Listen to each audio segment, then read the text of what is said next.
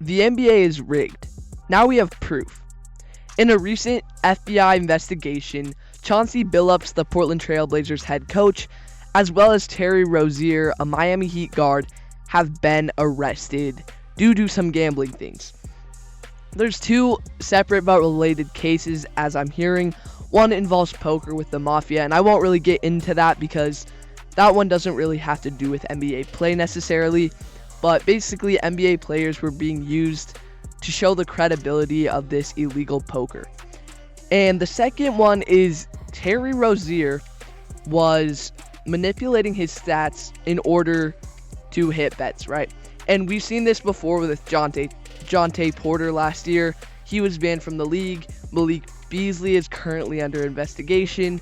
And apparently Terry Rozier was fixing his stats throughout multiple seasons. And according to the FBI report, 4 teams were involved: the Lakers, Raptors, Hornets, and Heat. The Hornets and Heat are obviously due to the teams Rozier's played for, and he was fixing his stats during his time with those two teams. And in my mind, this shows me how easily the NBA could be rigged, especially with a head coach, a current Hall of Famer, Chauncey Billups, involved. These players have millions of dollars, yet they're doing this, right? And I'm not going to be here to criticize them because obviously I don't know them. I don't know their thought process in doing this, whatever. But basically, this shows me, right? We saw Jontay Porter do it last season and be banned, and potentially Malik Beasley. But this shows me how easily the NBA could be rigged on a smaller scale if players like Terry Rozier with millions of dollars. Terry Rozier's contract is $20 million for just this season, and he's involved in this. And he's still going to be paid that unless he's convicted, then he violated league rules and his contract will be suspended. However, they can't take the money back, so he is still getting paid for what he did earlier this season, and he'll still be getting paid while on leave from the team. Same with Chauncey Billups. But the thing that's crazy about all this, on a smaller scale, this could be happening a lot more. Imagine an NBA player with his friends. He's just like, yeah, I probably won't do this game or whatever. Bet on me. And I'm not saying all players do this. There's a good chance that almost no players do this. However, it could easily happen. However, I just do think that this kind of shows how easily the NBA could be rigged.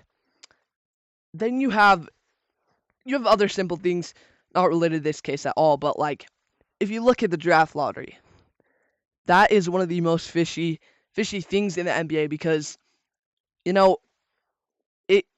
they have the ping pong balls, they have everything. NBA GMs are in the room for the ping pong balls. And I've seen NBA GMs say that it isn't rigged, but however, I just feel like there's no way that the Dallas Mavericks trade away their star player Luka Doncic for an old Anthony Davis 1 first-round pick and Max Christie without some poking from the league. And it's all speculation. Nothing's been confirmed here. Nothing probably ever will be confirmed. But then it is so fishy that with like a 1.8% chance, the Dallas Mavericks land Cooper Flagg in the number 1 overall pick. Especially in a time where during that time, I remember hearing, NBA ratings are down, blah, blah, blah, blah, blah. Do you know how much attention it generated? Everyone was talking about that for a solid week. Everyone was talking about the Luka Doncic trade. Everyone was talking about how bad of a general manager Nico is, and the fact that they got the number 1 overall pick, let alone the Spurs getting the number 2 overall pick, it's good for ratings to have a good, young, explosive point guard next to the future face of the league, Victor Wembanyama. The 3rd overall pick, the Philadelphia 76ers, a bigger market. And the 4th overall pick to the Hornets, which that one's not as rigged, but the fact that the Jazz got the 5th overall pick, it makes too much sense. But it's all speculation. Obviously, year before, Atlanta jumps up with the same percent chance as Dallas, and it's not like the league has any really reason to give Atlanta the first pick. It was a bad draft class. We're gonna look back on that draft class. It was horrible.